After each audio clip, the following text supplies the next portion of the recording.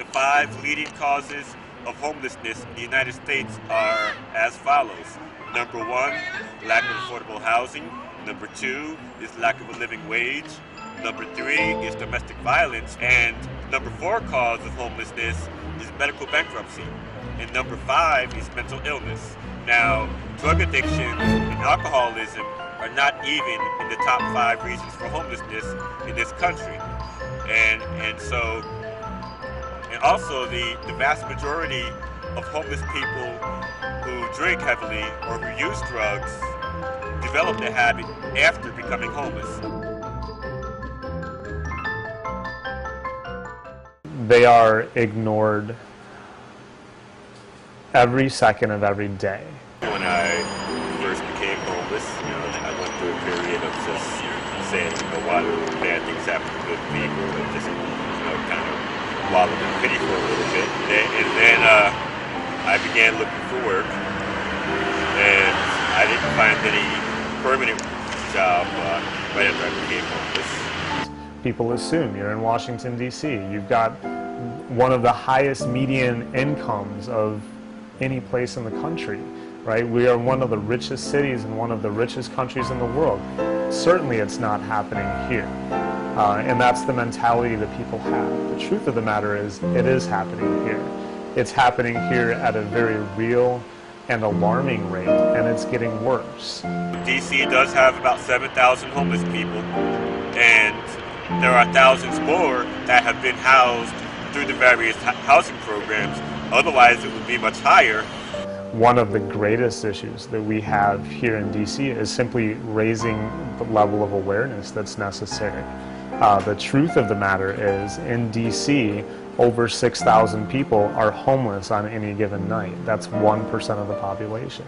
That's a huge amount of people. So we've got this one side of the city that's extremely successful. They're power brokers, they're rich, they're powerful, they're living life to its fullest. And on the other side, we've got hundreds of thousands of people that are living in poverty. So raising that awareness is probably the #1 thing that we really need to do, which is why somebody like Eric is so important, because he says, yeah, we've come a long way, right? We certainly haven't come far enough. Behind me, you'll see the famous or infamous Franklin Shelter. I met Eric Sheptock back around 2008 when this shelter was actually open and in the process of being closed by then Mayor Adrian Fenty. Eric is and has always been a strong advocate for the homeless, though he himself is homeless, as you well know. And I just really fell in love with the guy as his passion to move his people from homelessness to self-sufficiency. What happened was that I was staying at the Franklin School Shelter, which has now been closed down, and at that time 2 ladies came in and told 240 men staying there that one of the previous mayors of D.C., Anthony Williams, had plans to close that shelter, and we began speaking to city officials and really advocating to save the shelter, and we actually won that round. And then a man named Adrian Fenty became mayor in January of 2007, and he actually campaigned on the promise that he would keep Franklin School open as a shelter, but in 2008 he ended up closing it. Eric is he's what I like to refer to as a lightning rod and a sounding board. If there is an issue that affects people that are experiencing homelessness in Washington, D.C., Eric will be all over that issue. He will scream it from the mountaintops, and he stands up for those rights. The night of October 29th, D.C. got a rare snowstorm and plunging temperatures. That next morning, just across the New York Avenue homeless shelter, a wheelchair-bound man nicknamed Sarge was found dead. The cause of death, so far undetermined. Folks who live here believe he froze to death. I really began this investigation because when I found out the story, I put it out there on email, and DC government hates the fact that I use email. We're going to talk about the wrongful death of Luther Hill. We're also going to talk about how to do better by the homeless, and you know, to make sure that they don't freeze to death under the same circumstances under which he froze to death? The facts on the Luther Hill case are really, they're still evolving is probably the best way of looking at it. It's difficult to really pinpoint what the facts are, since there's so much out there that really doesn't have reliable support behind it just yet. I knew Luther when I was at New York Avenue. Luther has been at New York Avenue since 2007. He's been coming on and off. I know that he was there 26th of December last year throughout up to July of this year. And then from that point up to current, up to the time that he passed, there were one or two, irregular visits, and that's why I'm here today. So that's it. Okay, well, there is the issue of Mr. Hill's death, but there's also the broader issue of how the homeless in general are cared for, especially during hypothermia. Right. So I'll tell you what I know anyway. I actually didn't know Mr. Hill, but what I've been able to gather from different people, including OB, who's not here, is that Luther Hill, also known as Sarge, he was a Vietnam vet. He was in his early 60s. He had a drinking issue. He found out about a year ago that he had cancer. He was staying at the shelter, like you said, and he could also get rather belligerent. According to the shelter staff, he actually checked out of the shelter somewhere around October 5th or 6th. I think October 6th was the date that he officially checked out, the morning of October 6th, and had not come back since then.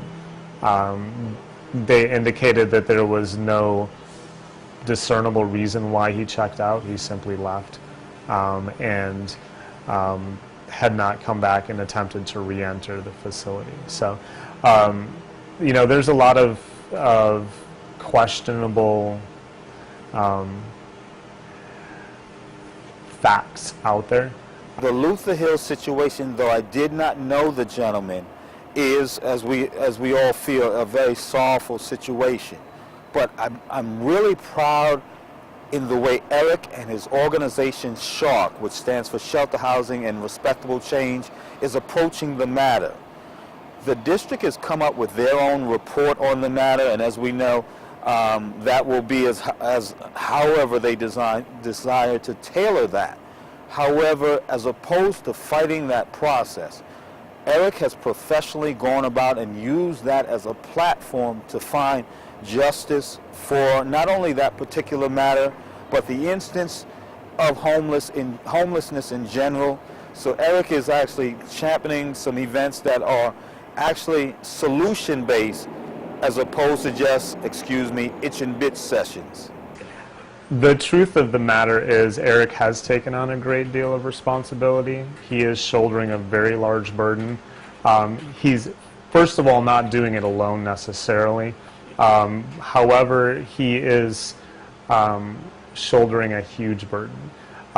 Whether or not he can handle that burden alone, no. This is a societal issue. This is an issue of societal responsibility. We are responsible as a society to care for each other. That's one of the mandates of a society, and it needs to be irrespective of people's color, people's race, people's religion, any of these identifying characteristics. Can Eric handle that burden all by himself? No, he shouldn't have to. There's no way that he can. We're talking about, essentially, when you're dealing with homelessness, to me, is a breakdown in society. It's a breakdown in our society taking responsibility for each other. If we see that somebody next to us has a need and we can meet that need, society is responsible to step in. I am trying to devise the perfect pamphlet. A pamphlet, if given to enough people, could change the world. In societies, in societies, in societies, in societies, in societies. that's actually kind of funny.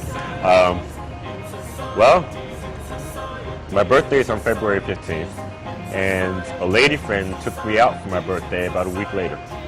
She took me to Busboys and Poets, a restaurant, bar, and so she brought me a dinner, and I wanted a mango margarita because that's my favorite drink, mango margarita. But that night they were out of mango margaritas. I guess other folk like them too. And so she's like, Eric, I owe you a mango margarita. So then on May 1st, she invites me to a bar called Hades in Adams Morgan, a DC neighborhood. And so I went there, and it was this lady friend named Jane, and there were two other people there with her, a woman from Cameroon named Carol, and a guy from Pakistan named Gudu. And so Jane, Carol, Gudu, and myself were sitting there drinking a pitcher of mango margarita.